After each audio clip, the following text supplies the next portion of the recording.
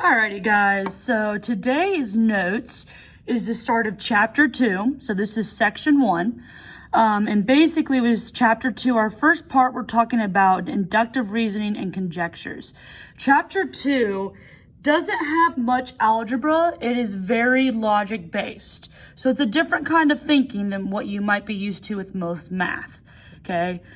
So first of all, we're going to talk about what exactly inductive reasoning is.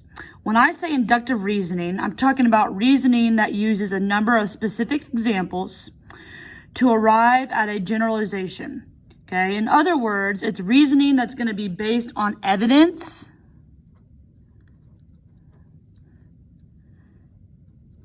or patterns that are observed. Okay. So you're looking at specific situations or maybe a sequence of something, and you're finding whatever is going on based off of what's given to you. So going off of inductive reasoning, with inductive reasoning, you usually can come up with some kind of a conjecture. A conjecture is specifically an assumption based on known information. Okay, so your conjecture is kind of like a hypothesis in science. So in science, you learn about a hypothesis, which is kind of like an educated guess. Same idea for a conjecture. A conjecture is a good educated guess or assumption based on known information.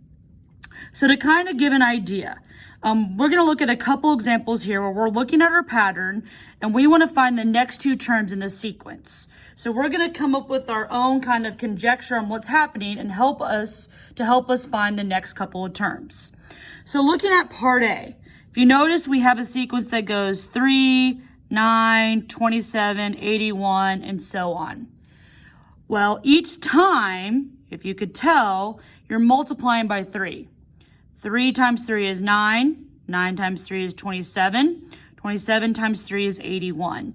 So our conjecture would be that we're multiplying by 3. It didn't ask for the conjecture, but it's good to know what's actually happening because you need that to find the next few terms. So if we're multiplying by 3, our next term is going to be 81 times 3, which is 243. And then the term after that is going to be 243 times 3, which is 729. So those are our next two terms in that first example. Okay, so what we just did is we found our conjecture based on what's given to us, and we used that to help us find the next two terms. That's inductive reasoning. So part B, we have another example. So here we have a triangle, a square, and a pentagon. Basically, it's going up one side each time. So we've got 3 sides here. You've got 4 sides here. 5 sides here. So the next term is going to be 6 sides, right? So the next term is going to be a hexagon. So it's got 6 sides. And then our last term is going to be a heptagon with 7 sides. I'll try to draw this, but I'm not that great of a drawer, so bear with me. That's 7, yeah. So 7 sides.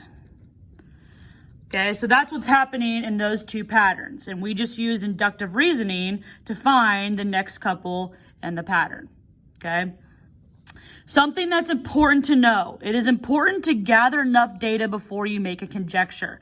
You have to have plenty of plenty of evidence in your sequence or whatever you're looking at before you can make a conjecture. So for example, you would not have enough information if you had a sequence that was just 1, 3. There's so many things that could be happening there that you need to have a lot more information than that. Because honestly, if you had 1, 3, the next current term could be 3 times 3.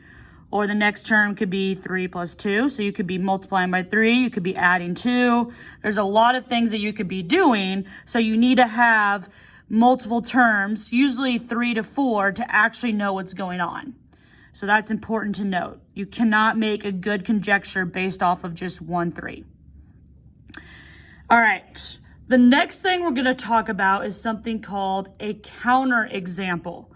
All right, a counterexample is example that shows your conjecture is not true or false.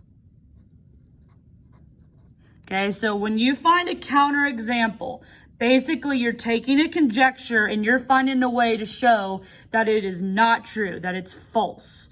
So kind of off of that, not all conjectures can turn out to be true. You're not always going to have a true conjecture. Kind of like with science and a hypothesis, your hypothesis isn't always right. So sometimes your conjecture is not true. A conjecture can be proven to be considered true. All right, so it must be proven in order for it to be true. But also a conjecture is going to be false if we're able to come up with one counterexample. So if you can think of an example that shows that a conjecture is false, that's a counterexample. And if you come up with one counterexample, your conjecture is false. If you can't come up with a counterexample and you can prove it to be true, then that's a true conjecture. That's a true statement. So kind of real quick, just to see an example so you know what I mean when I say counterexample. We're going to find a counterexample for the following conjecture. So our conjecture is, if the name of a month starts with J, it's a summer month. So that's our conjecture. We want to come up with a counterexample. Well, if you think of months in a year, guys, you've got basically July, June, and January. Well, June and July, yes, are summer months. January is definitely not a summer month. So your counterexample would be January. So because you could think of a month that is not a summer month and that starts with J, that conjecture would be false.